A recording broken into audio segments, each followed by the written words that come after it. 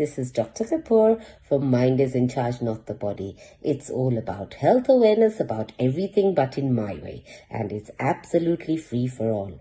I'm on Facebook, Instagram, Twitter, WhatsApp, YouTube, Telegram, and now on TikTok as well.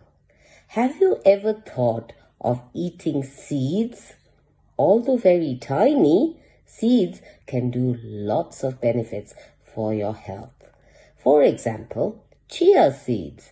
Chia seeds help to regulate your blood sugar and have anti-inflammatory properties and are also high in fiber. How about flax seeds? They are high in fiber and they have omega-3 essential fatty acids. Pumpkin seeds. They promote better sleep and they have vitamins K, E, B, and they have a lot of antimicrobial properties. Hemp seeds.